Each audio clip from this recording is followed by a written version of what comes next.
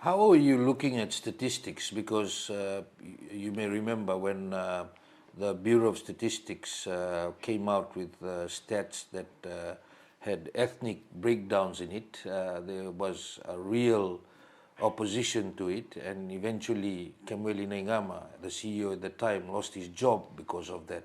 So how were stats being compared to ensure that the Itoke compared to other races were doing well? Vijay, I think this all goes down to the policies of government. You know, ethnicity or race for that matter is a matter of fact, and we cannot ignore it.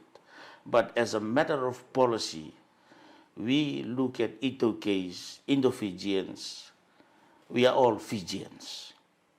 It does not mean that we are turning a blind eye on statistics.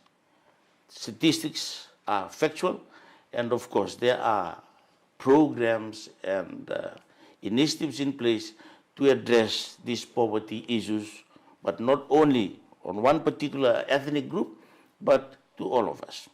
As I've stated, through the government programs, a lot has been done, from education to infrastructure development, economic empowerment. That is for all Fijians. But again, let me also state here that we cannot be selective on statistics. The Minister for Finance, while he was in opposition, he has always disagreed with poverty figures in Fiji. And I have never heard him in Parliament since he came in as a government minister to state about the national poverty figures in Fiji.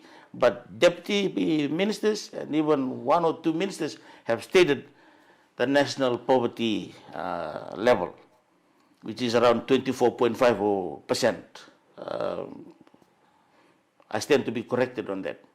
So let's not be selective on where we use statistics to suit our purposes, and of course deny. I'm just asking you the question on ethnic data, just how the approach was taken.